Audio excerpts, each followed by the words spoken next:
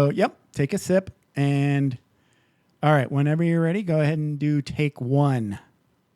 Hello, this is Dr. Eric Holsapple with livinginthegap.org, and you're listening to Dr. Jeff Smith on Vroom Vroom Veer. That's awesome. I got promoted to doctor. I'm not a doctor. That's okay, though. Oh, I am. Let it roll. Let it roll. It's all good. Honorary. We'll give you an honorary. There you go. All right. Thank you, sir. I'm going to hit stop. I'll be right back. Are you ready to thoughtfully steer away from your revved up, frenzied, and far too often scripted life? Then welcome to Vroom Vroom Veer with Jeff Smith, where he guides you down the road differently traveled by sharing unique experiences with guests who have managed to shift away from a life stuck on cruise control and veered their way into a more authentic and fulfilling one in all sorts of interesting and kind of remarkable ways. Get ready to Vroom Vroom Veer with your differently traveled road chauffeur, Jeff Smith.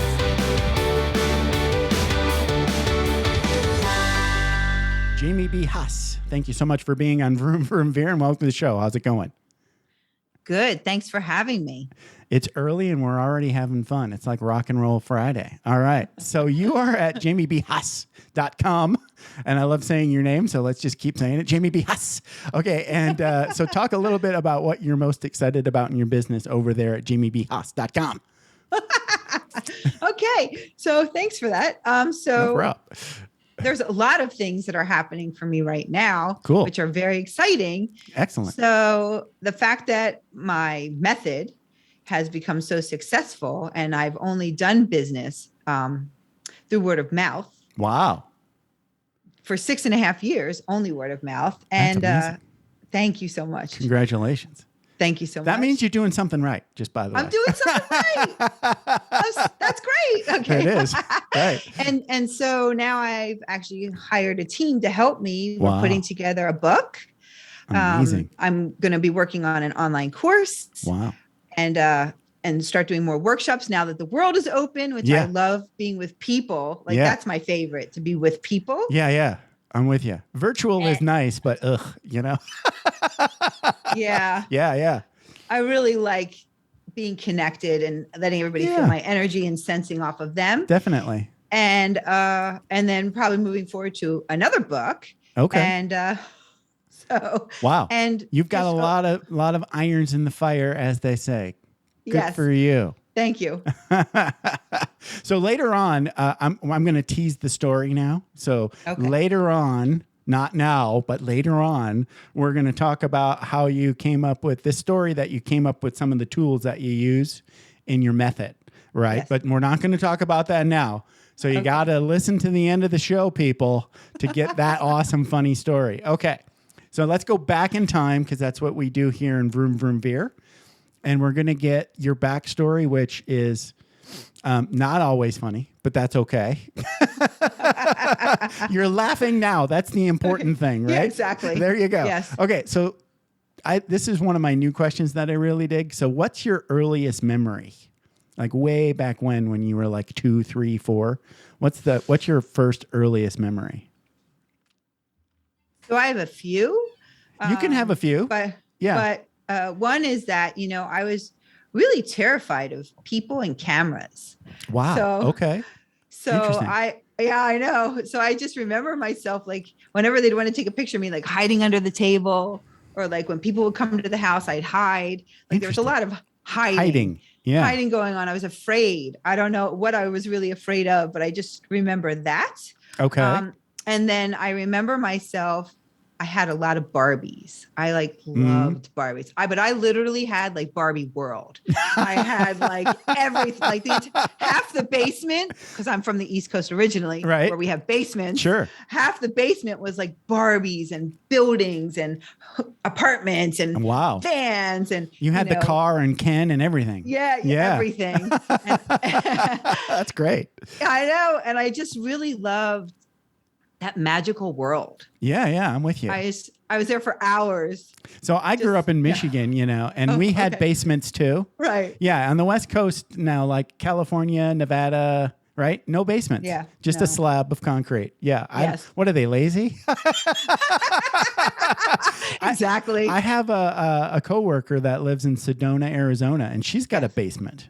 Oh, I know. I'm so jealous. I'm I feeling love ripped off. I know. I love basements. Me too. They're awesome because like it's cool in the summer. I mean, my brother and I, when we were growing up, we would just like live in the basement. Right. Yes. We would put a little black and white TV, and my brother threw his bed down there. I think it was just like a mattress. And there was this old shitty couch that I slept on. And we never wanted to leave the basement. It was awesome. Awesome. Yeah, it was awesome. Oh, I miss my basement. Yeah, me Really too. bad. Anyway. Really bad. All My right. parents, they don't have a basement anymore. So I am basementless right now. Yeah. My auntie still has a basement. The last time I was home, we hid from a windstorm and we were in her basement. So I was like, basement. Anyway, okay. So I wanted to also say, like, I was the opposite of you when it came to like childhood and pictures. So I was that kid trying to like smile and put thumbs up and be in front of the camera. I know, right? It was like, I was like, okay.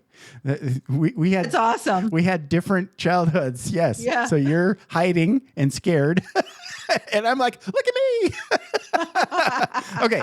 So where did you grow up? I know you said East Coast, but more specifically, where did you grow up?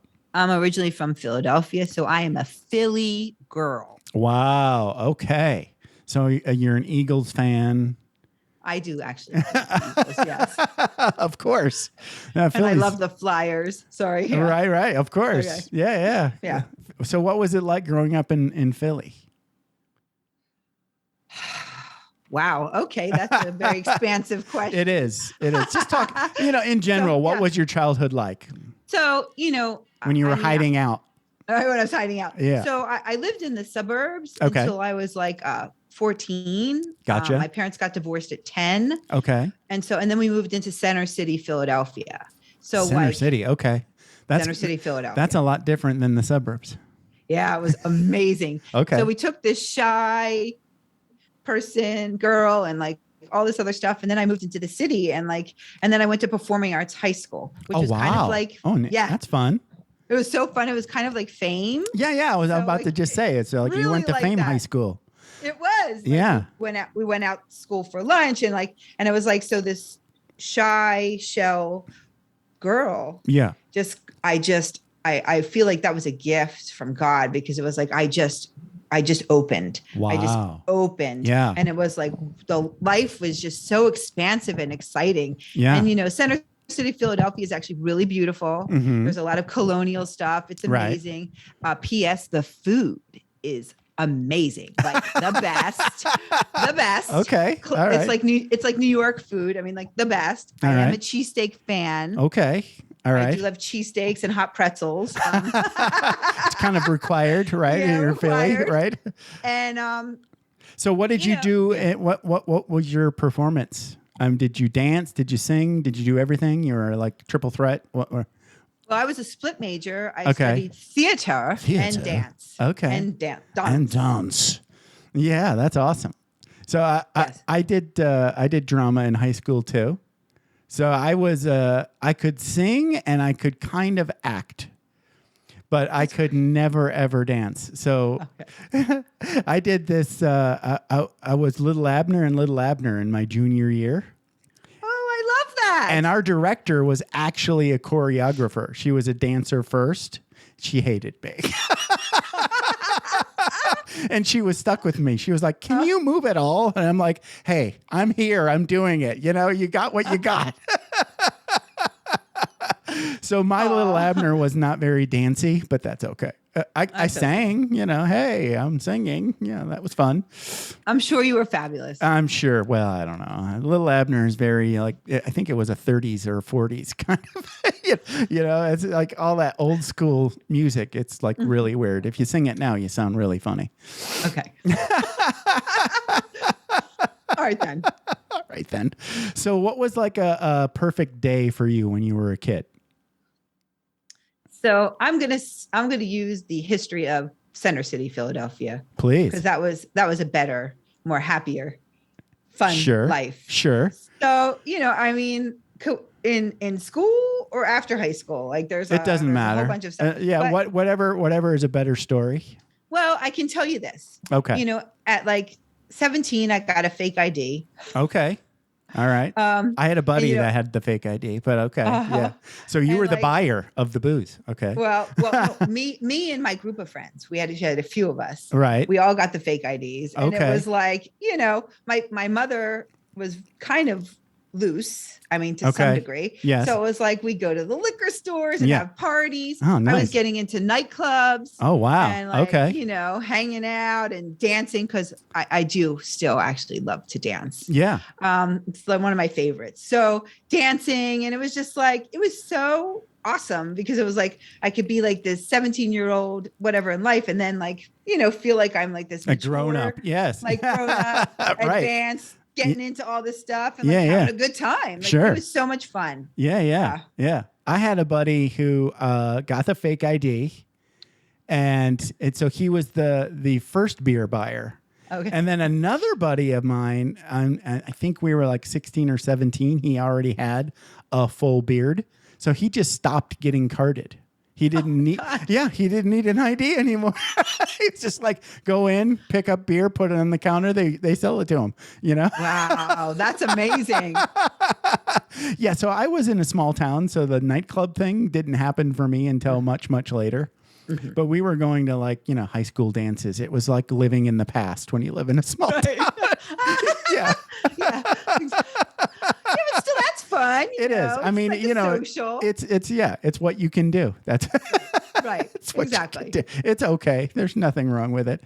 Yes. Okay. So this is going to be probably an interesting question. So if you could talk to your younger version of you now, what would you say? Yeah, I know that I knew that was going to be loaded. Well, that's a multifaceted question, actually. It is. There's a bunch of different things I would like to say to myself. That's okay. Just pick one and start. Yeah. But, one piece would be, at 17, I really started also excelling in some of my gifts and abilities. Okay. And just getting deeper and going more into the deeper realms of yoga and kind of internal stuff. And what happened was I got really scared. It freaked me out. And I was telling people things that I could see and know, and it just didn't go well. And so I chose the route of drugs and alcohol right. to kind of drown things out. Sure. To not feel or think those things. And so I feel like what I would like to, which obviously if you've read my story, took me on a whole adventure. Oh yeah, we can get into that. Of using drugs and alcohol. But what I would say to my younger self is you're good enough just as you are. You are loved, unique, and special. And if people don't appreciate you and your gifts, it's okay. You're okay. Right. It's you don't have to hide who you are and shrink to make others feel comfortable. Wow.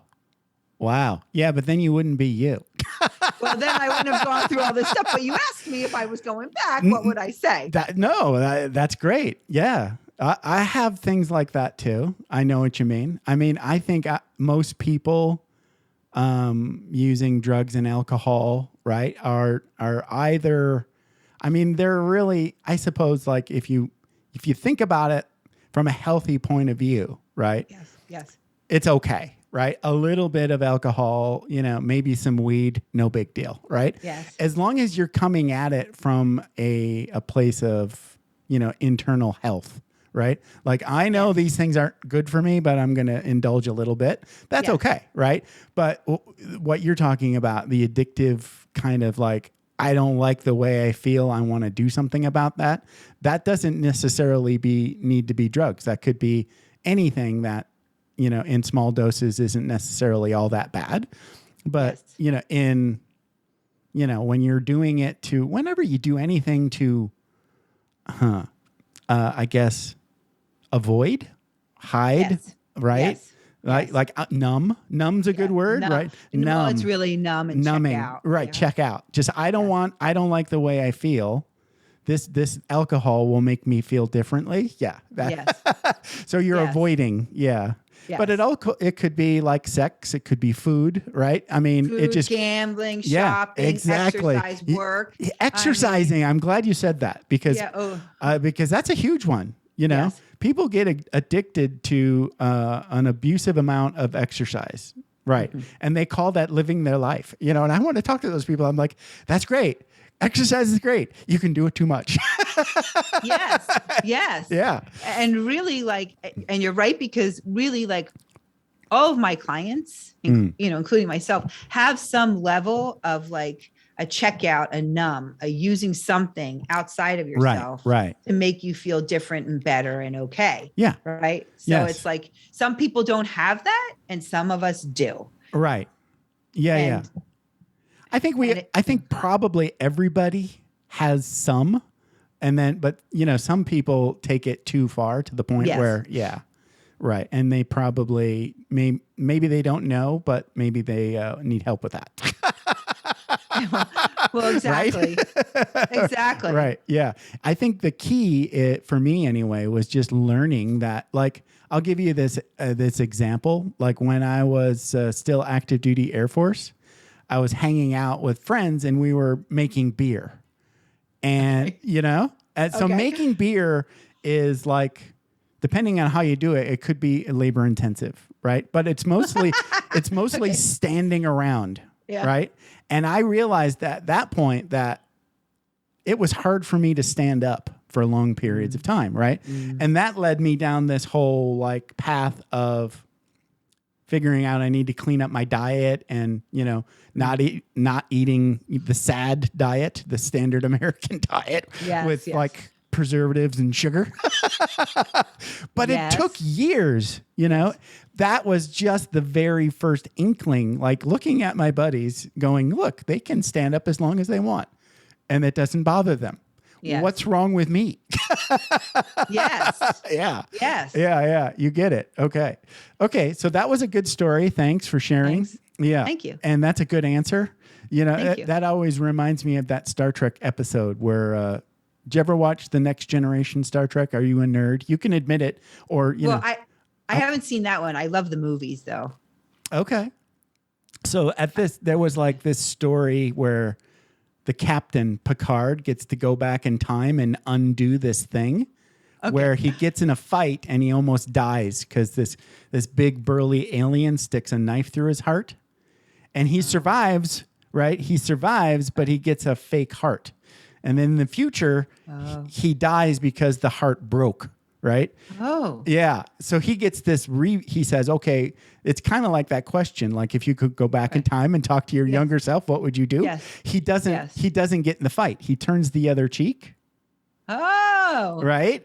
But I love that. Then he goes back to the future and he's a completely different person.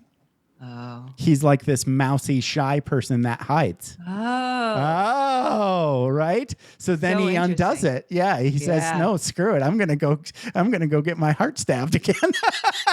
Oh my God. So crazy. Isn't that great? Yeah. I love that. Anyway. Okay. So I digress as usual.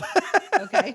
So let's talk about some time that you got in trouble when you were younger.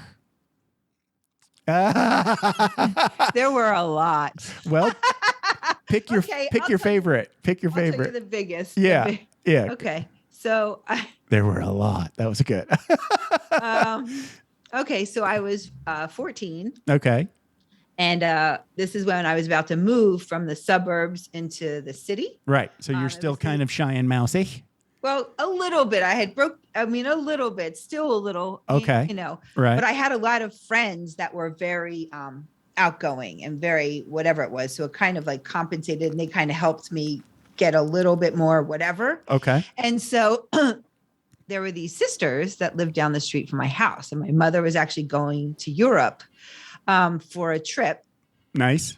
For like a 2-week trip. And she was dating a man that later became my stepfather. Okay. Who was still at home. And so they were like, why don't we throw a party at your house? I had a really big house. Right. Okay.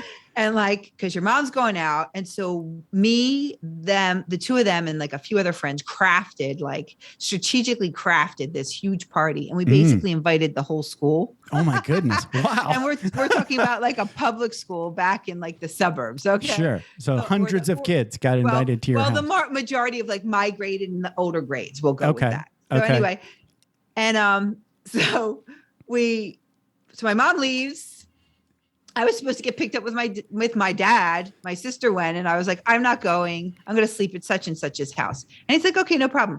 So meanwhile, two of my friends were hiding in my house, hiding in the closets. Okay. I went in to hide in the closets, and like we didn't know that the cleaning lady was still there, and she found one of my friends in the closet. And just wait, it keeps getting better. Okay. And so she left. She was like, what's going on? Kicked my friend out and then left. Right. But I didn't know that she wound up calling my stepfather or my mom's boyfriend at the time. Okay. And so, the night goes on, like pot and alcohol and just massive amounts of people doing wild things all over the place. Like an Animal House kind of party. Like an Animal House. Like really, really, really. And then the next thing you know, my stepfather comes in and he like busts the party. Like he is going room by room everywhere, like kicking everybody out, chasing everybody out. But what I didn't know was that the friends of mine that he did catch, he was writing their names down. Oh my goodness. And so everybody got kicked out. I mean, I can't even begin to tell you how much trouble I got in, aside from the fact that the house was like trashed and everything else. But when my mother got home, yeah. I was like, well, obviously I was like, punished beyond belief. But then she wound up calling all my friends' parents. Ooh, yeah. I had all my friends' parents that she got the names of because she knew a majority of my friends. Right. And told them what happened. Oh. So here's the worst part. All my friends thought I told on them. Oh, no. And so the majority of my grade stopped talking to me. Wow. So thank God I moved. Thank God I moved, but everybody was mad at me. Yeah. Not only did I get in trouble from my mom and her boyfriend. It's almost worse. Worse. That's worse. Right. Because you really, at that point, when you're 14, 15, you don't give two shits about what your parents think. But you really care about what all your friends and peers think. Yes. It was really brutal. That is really pretty brutal. Yeah. So I hope that was good enough for you. No, that was awesome. Yeah, that was awesome. So, hey, but you survived and good thing you moved. I agree. Thank God. I moved a lot when I was in the Air Force. Obviously that's what Air Force people do. It's like you're only in a place 2 or 3 years. And that's a really good thing. I'm kind of addicted to that now. Because it's like you get to move and your life becomes a different TV show every 2 or 3 years. It's like, and none of these new people know your jokes. So it's like, new audience. That's great. Yeah. I've been in this job that I've been in since like 2018 and I'm not funny anymore. It's like the only good thing is they're hiring a lot of new people and they don't know my jokes. So that's, there's one good thing about it. Just go find those new people, all my stuff still works. I think you're funny. Funny looking or funny ha-ha? No, I think you're funny ha-ha. I think you have a great sense of humor. Good. Really, you do. Cool. There you go. I'm just saying, most comedians will tell you like every joke is like a magic trick. It only works once. Okay. You get it, right? I can see so that. If you have a comedian, I don't want to be a comedian. There's too much pressure to be a comic or stand up. Yes. I might do like lay down comedy, maybe sit down comedy. Standing is a little challenging for me. Okay. Thanks. Okay. So let's get into this because I know like there's a big story and I didn't like spend that much time. I don't like doing research because then guess what? I already know. I want to hear the punchlines from you, right? Okay. And I know they're not jokes. So no, they're not. So we'll take it down and let's get down. Yeah, we'll take it down so we can be like little real, right? We're going to get back to having fun and laughs, but there's a lot of times when you weren't laughing when you were younger. So where do you want to start with your backstory and talk about like, I know there was abuse, right? I know there was addiction. So you already talked about like addiction. So what was going on with you that you thought you had to, what were you trying to hide from, I guess, when you were drinking and using drugs? So, this is once again, another multifaceted obviously, yes. question. Yes. So, I feel like the turning point for me was when my father left. Okay. At 10. Like that was really the beginning of the end for me, to be honest with you. Okay.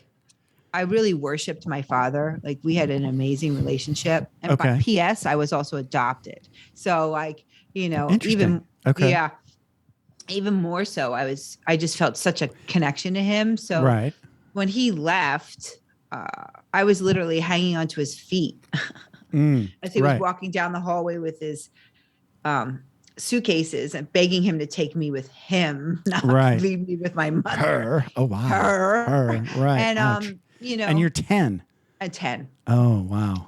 Okay. And so I had a younger sister, but she, I had a very special relationship with my dad. We had so much fun together. So anyway, he left because he was cheating. Okay. He had a issue with cheating. Okay. But he finally left for one woman. The other times he just didn't leave. Okay. He left. Wow. Right. Yikes. And he left. But that's another addiction, right? We call that love addiction. But anyway, interesting. He left. I've never heard of that specific, but okay. Love addiction. Yeah, there's actually a program for that too. Okay. But anyway, yeah. Wow. So I've heard of sex addiction, but not love addiction. Well, it's sex and love addiction, but really it's like needing the love. He kind of, there's a different kind of love. It's almost like maybe you're addicted to that new relationship feeling, right? And attention. Yeah. It's the attention you're addicted to. I don't even know if it's a new relationship. It's just the attention.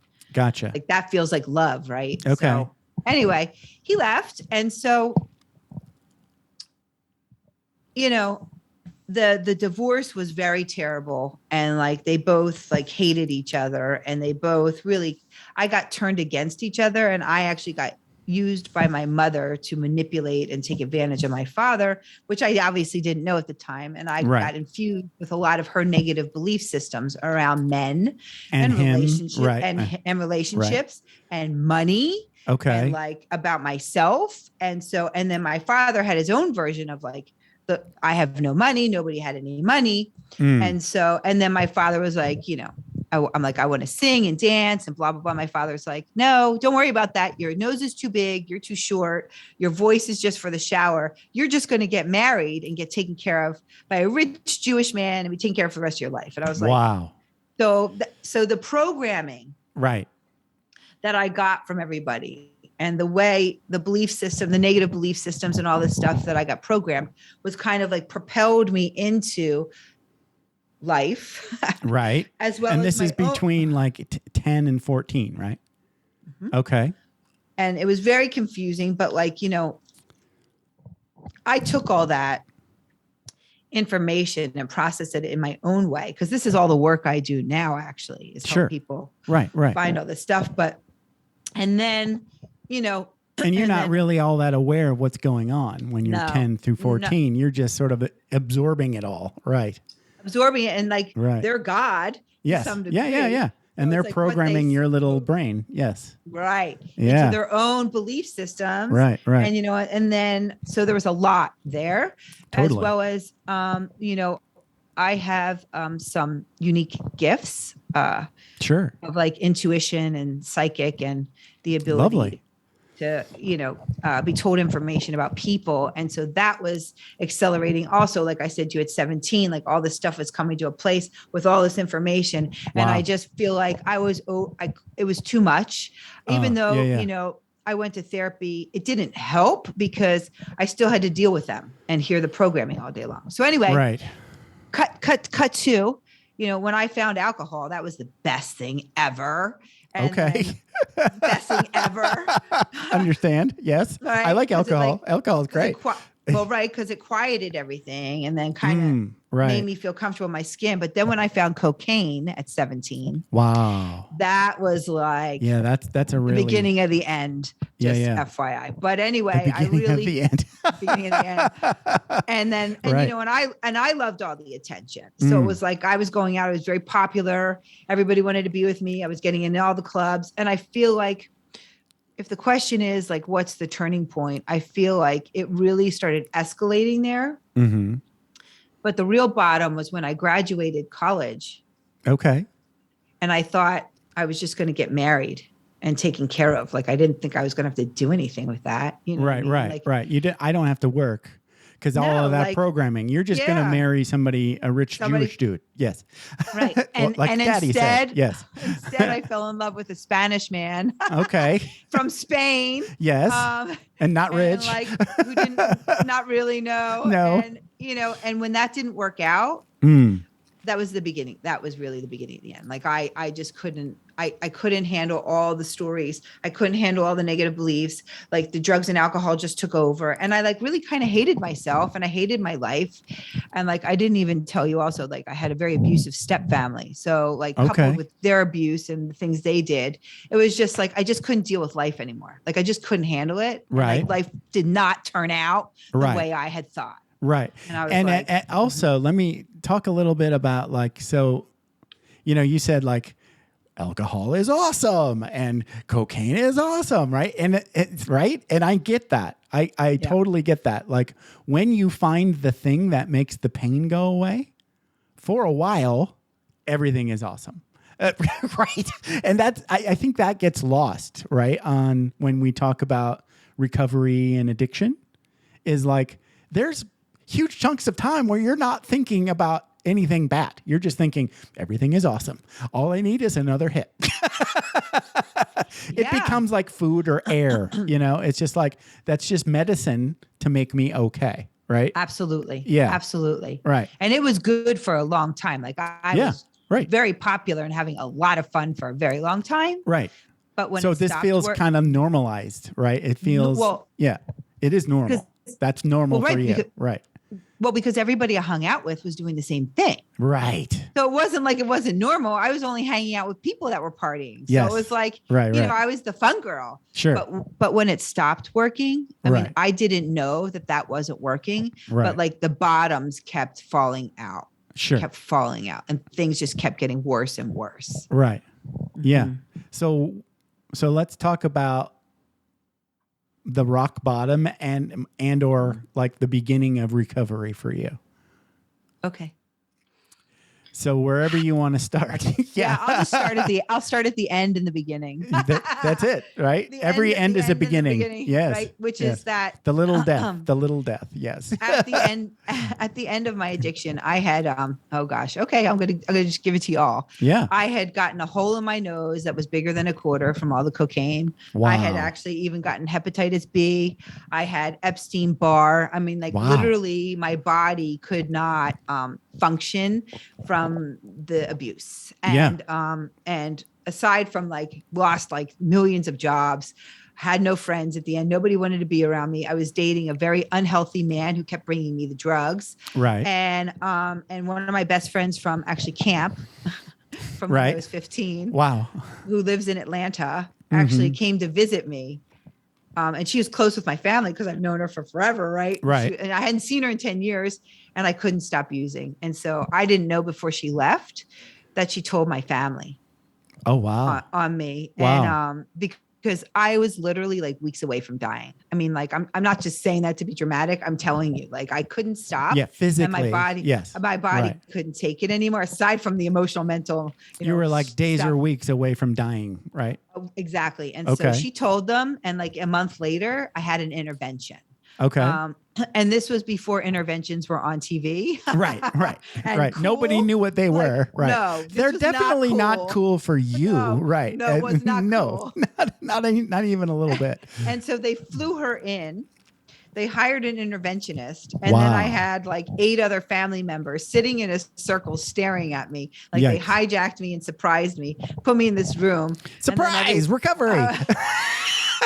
And then it was really kind of horrific. Traumatic. Yeah. Traumatic. And they all went around in a circle and read me how my addiction affected them. Wow. Which was really awful. And the last person was my dad. And I was actually working for my dad at the time because I couldn't actually keep a job. Okay. This is the dad that you were in love with when you were 10? My real dad. Okay. Yeah, my real dad. Right. So, and he was like, and he was helping me, supporting me to some degree. Right. So he's like, this is the deal. You have two choices. You can either get sober and change your life. Right. And we will all support you and help you and do anything we can to help and support. Right. Or if you choose not to, you are completely cut off and done. I will take everything away and we don't want anything to do with you. Wow. And I was like, what? I was sitting there. That's pretty hard. That's pretty hard edge. Right? Yes, that's a hard edge. And I actually had to think about it though. Like I really did. Of course. Like, of course. Wait a minute. Like, there's this impossible thing that I can't possibly do. Like stop using, my air. It's like air. It's like, okay, you're asking me to stop breathing or be with my family that I love. Yes. And you actually have to think about it. Right. I had to think about it. Right. Because, at that time I didn't know anybody in recovery. Like I didn't even know what recovery was. Right. So I had no idea. You know what I mean? Yeah. And so I thought about it and I was just like, and something came over me and was just like, this may be the answer. Because I knew that my life was horrific. I just didn't know what the problem was and I didn't know how to change it. Right. I just thought it was everybody else, like all the problems, my parents, my step family, everything the men, out there, everything out everybody there. Else. Yes. Not anything in here. Inside. Right. Right. And so begrudgingly, I went. Oh, yeah, totally. I went. I got shipped off to a rehab. Right. Thinking that you couldn't actually live through it, probably. I mean, I had no idea what I was in for. I really didn't. Right. And then, so did you go through that DT kind of situation, that lots of detox? Yeah. I mean, I was only doing alcohol and cocaine, really. That was so there's not a lot of detox. Not a lot of detox, but the physicality. Well, getting off of alcohol is pretty rough. Well, yeah, but I was only drinking it like that when I was doing cocaine, so it would kind of level itself out. Okay. Good for you. You figured something out there. Yeah. But the cocaine really kind of like... That's what keeps you going. It keeps you going. Yeah. Well, I had ADD and OCD. So like the cocaine kind of like zoomed it in and kind of leveled it out for me. Okay. So when I stopped with the cocaine, I was very like... all over. Right. Over the place. So that was like my detox, but that took a year. Right. But that you could say that like you like to dance, right? Absolutely. So dancers sort of need to move to think. So you would be that way even if you were sober, I would imagine. Okay. Well, kinda. Maybe not as neurotic. How's that? Yeah, exactly. No, I actually saw this TED Talk, right? And they were talking about medicating this 14-year-old girl or maybe a 10-year-old girl. Oh. Right. And because she just wouldn't stop moving, she was fidgety, she would get up, she would move. Right. Yeah. And she's like, there's nothing wrong with her. She's just a dancer. She needs to move to think. Right. Not everybody can sit, for 8 hours a day in a chair. Right. And asking everyone on the planet to sit and not move. Because that's just the easiest way to teach people. Anyway, absolutely. I'm commenting on society now. I shouldn't do that. Okay. Right. I'll get off the soapbox. Okay. Anyway. But P.S. My son is one of those children. Right. Also. So Right. There's not everybody can fit into the box. Exactly. Right. So I agree with all that, but we won't even get into that today. Right. That's too much. It's too much. So, yes. We'll both get off soapboxes. Yeah. Okay. Exactly. Thanks for keeping me out of trouble. Yeah. Okay. So, all right. So now recovery is not like a fairy tale. It's fun in the end, right? Right. So talk a little bit about like what it's like to go through it. I mean, I know in the end it's better, but it's got to be just kind of like hell a little bit, right? Yes. Okay. So I'm going to only, because we do in AA, because I got sober through Alcoholics Anonymous. Okay. That's fine. So I am not a speaker's, Recovery spokesperson because that's against our principles. Okay. But I can tell you my experience is that it saved my life. Like I wouldn't be alive if I was not sober. Right.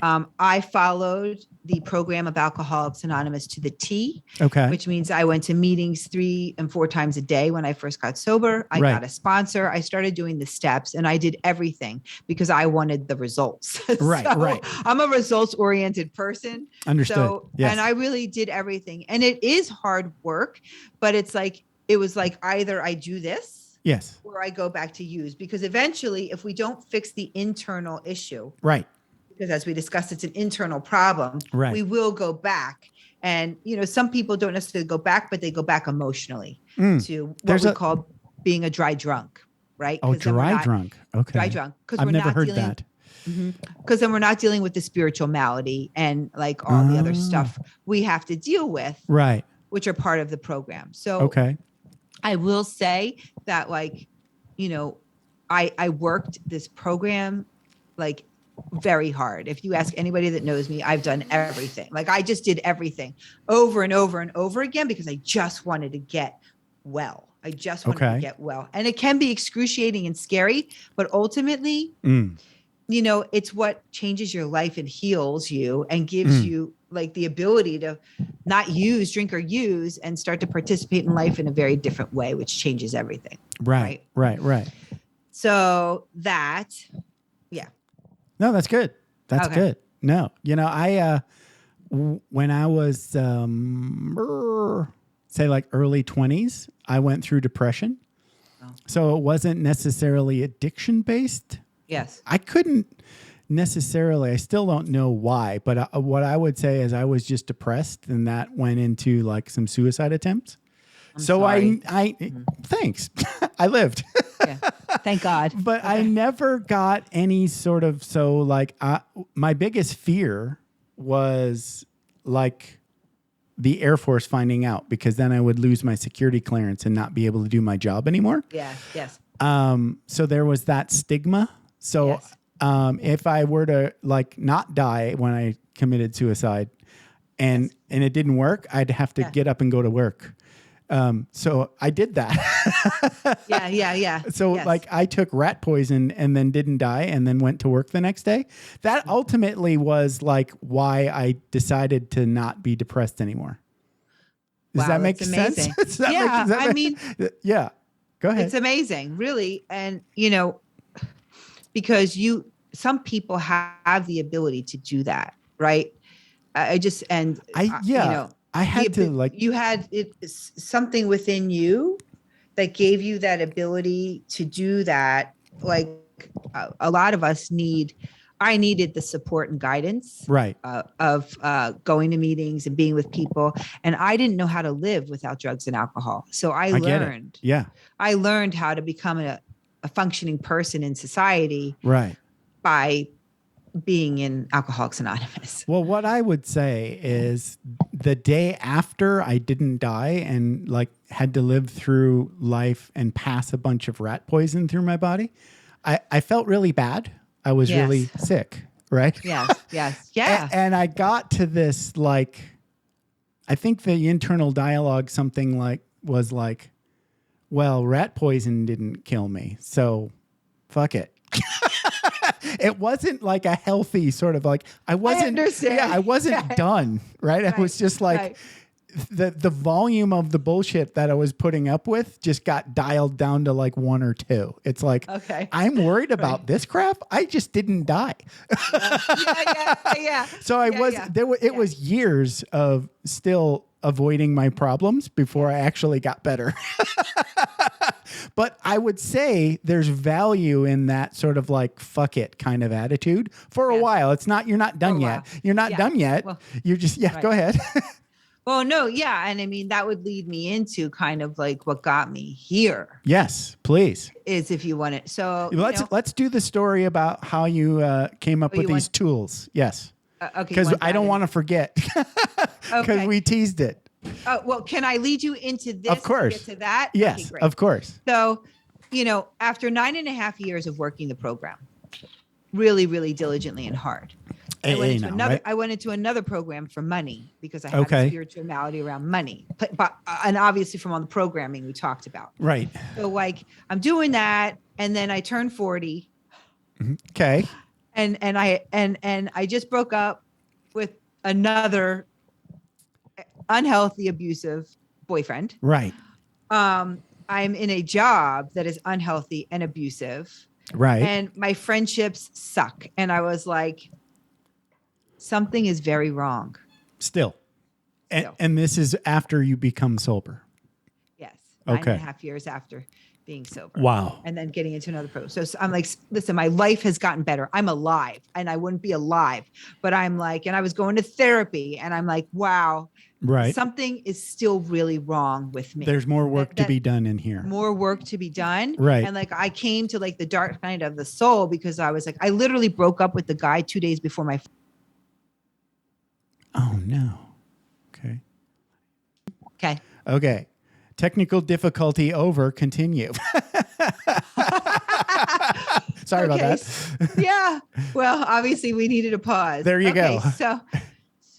So at the dark night of the soul, I was like, either I'm just going to kill myself because I can't keep living this way. I really can't. Like, right. This is just, and this is the sober you speaking. Yes. Yes. Okay. And this is after all the work I had done. And up to then I had done like a lifetime of therapy. I was at 10 years sober. I was like, I had done psychics and healers and like yoga and like self-help books. And I was like, yeah, you're doing everything right now and there's still something wrong. Something's really wrong. Right. Oh, and something came over me. I feel like I got a message, which was like, no, you just have to go deeper. Okay. You have to go deeper. Interesting. The issue is deeper. And I was like, what does that even mean? Right. And I was just like, I know exactly when you hear that quiet, soft voice. Yes.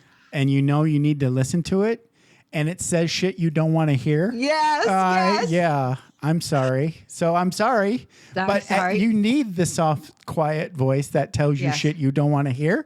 Yes. It's just really hard to hear it. Yes. Yes. And well, this is the beginning of how I'm here today. I know. I get it. Yes. Which is that I was like, okay. So I went with all the muster and all the devotion of my entire being. And I'm like, I am going to find the shit and get it. Right. And so like I started doing all these other modalities. I started, really tapping into things. I was like I was working on manifesting stuff and relationship stuff and healing myself stuff and all this stuff. And I'm like, because there's no way that I have all these shitty relationships after all this time. So I'm going to get this. I'm going to get this. And so what happened was that I started doing all this work. I had a lot of divine guidance. And just 2 years later, through a concoction of many things, when done all together, which is the big key point, my life completely changed. So I completely changed on the inside. Yes. Yeah. I completely changed on the inside by doing all this stuff. And you did the actual no kidding scary shit. No kidding stuff. Because the no kidding scary shit. Yes. Well, the things you most don't want to do.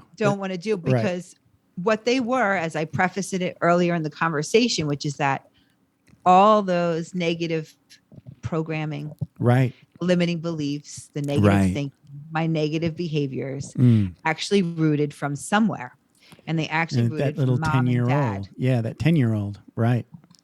Yeah. Mom and dad. Yeah, and so totally. I had to go back. And the magic of my method is, thank you, God, for helping me create this, which is that I can find, they call me the soul surgeon, because I can extract the exact pain from your soul. Right. And help you find your exact thinking and your exact behaviors that you are doing based on that pain, that you're still playing it out today. Yeah. And recreating these patterns of pain, right. reliving these experiences and bringing in the same people and situations, maybe different names and different dynamics, but the ending is still the same, which ends up taking you back to the ultimate pain. Right. And belief system. Right. I found a way to get it, to get it, get it out of your soul. through living it. Living it. Yeah. Through living it. Yes. And then I got to reprogram my thinking and change my behaviors. Right. And so I did something similar. So yeah. I read a book. I don't remember. It was just the dumbest book that you would ever think. I think it was Life Strategies by Dr. Phil. Okay. Wacky, but he was right. Anyway, I digress. It was like exactly what you're talking about. So like my particular pain and abuse was like the volume and heat. I would say was in a smaller volume, right? Yes. But still there and still highly impactful in all of my programmed thinking. So I went through something very similar where you have to go back and sort of like relive that. No. Okay. Yeah. So PS, just FYI. Yeah. What I do doesn't exist. Nobody else does what I do. Because if they did, I would have found it and not been able to create my stuff. Okay. So just yes, FYI, you have to tell us how you go back to relive it. Yeah. Okay. All right. That's fine. All right, what do you do? Tell me your tools. There's a tool story, right? Okay. So I'm going to tell you that in 1 sec. I'm just going to touch on what you just said and go into that story. Sure. So I actually have a method. I have a workbook. Right.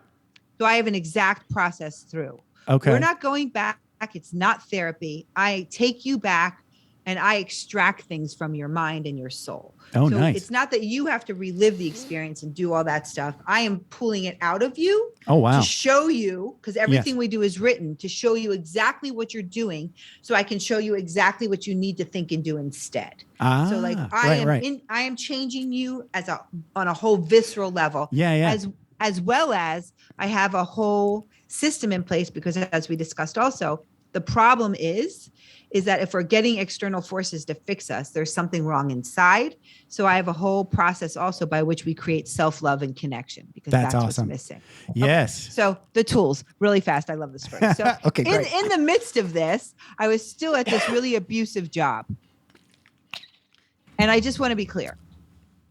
I wasn't the best either. So let's just be clear. So the way the relationship was before was that he would scream. I would scream back at him. We'd be fighting. I was working at a store. Customers would run out of the store because it was like really scary. We'd be cursing and scary and whatever it was. And so I actually left and then I went back. And this is where I was at the point I'm telling you of the change. And I knew, and this is a big thing, and I just want to share this, which is that if I left and did not work it out and integrate the change, I would bring it in again. Right. That I had to work it out here and be the change there. Right. So I was willing to do whatever it was to end this and not be in this resentment, anger, and whatever. So here we go. Here's the tool. So I went into work and he's like screaming at me, cursing at me, blah, blah, blah, whatever it is. And I started going like this. I know that nobody can see this, but you can. Okay. I started swirling my hands around myself and saying, I am surrounded by a ball of light and protection. Nothing you can say or do to me can hurt me. I will not speak to you until you can speak to me in a kind and loving way. Well, you can only imagine how he responded to that. But this is the coolest news ever. I hope he didn't punch you. Well, he was furious. But I kept walking around the store, surrounding myself like with the ball of light. I am surrounding myself with a ball of light and protection. Nothing you can say or do can hurt me. I will not speak to you until you can speak to me in a kind and loving way. And I would just say it over and over and over and over again. Right. That's awesome. At first, he would scream. Then he walked out of the store. And then eventually what started to happen is he knew what was coming. He stopped doing it. It worked. It worked. It worked. It worked. And I could leave that job knowing that I no longer have that in me to create those kind of dynamics anymore. There you go. Boom. Drop the mic. Boom. because that's part of, I love it. Well, it's part of, the work I do, because the work I do is so complex. It is about communication. Right. It is about setting boundaries. It's about loving yourself, right. and honoring yourself. It's also about being honest and authentic and not living in the fear, letting the fear drive you, of afraid of losing that job. So I take the abuse, right? It's like, no, if this isn't where I belong, something better is coming. That's true. I like that. That's awesome. Thanks for sharing that story. That was, and we teased it, and it's towards the end, so that's awesome. Okay. And there you go. So we are coming up on our hour mark. We could do a part 2 because Jaime B. Haas is a lot of fun, and I don't think we got enough. Covered here. I think we could talk more, but as that turns out, we're getting done. So, talk a little bit more about how people get in touch with Jaime B. Haas. I love when you say that. Me too. So you can find me at www.jamiebhaas.com. However, the spelling of my name is Jaime. Right. That got me. Haas, Haas. Right. Yeah. My brother his name is James, but when we were kids, he went by Jamie for a while. Yeah. So when I was searching for you on your email, it didn't come up. I was like, where the hell? Yes. Right. So it's different. Yeah, that's okay. Different is awesome. I think so too. This has been a blast, and you are awesome. There's a whole list of stuff that I literally did not cover. So if you want to come back in 6 months or a year, and we can talk more about the people pleasing stuff and all because I just recently kind of got over that, I was probably, I don't know, really bad at the people pleasing thing. Yes. So and then as soon as you stop doing it, it was like amazing, the results. People don't get pleased when you stop pleasing them. I know. Well, yeah, but I did. Well, that's exactly right. Yeah. That's the point. Yeah. Okay, good. Then I maybe got it right. I don't know. It seems like you did. I don't know. We'll see. Next time we'll talk more. Okay. Yeah, I'd love to come back. You were so much fun. I really enjoyed myself. Yeah, this is a blast. So, okay. So let's wrap this up and say goodbye, and you have a good one. Thank you so much. Goodbye. All right. Take care. Thanks for taking the time to ride along with us on another episode of Vroom Vroom Veer. For podcast info and show notes, be sure to head over to vvveer.com. That's VVER.com. Man, that's fun to say. And we'll catch up with you next time here on Vroom Vroom Veer.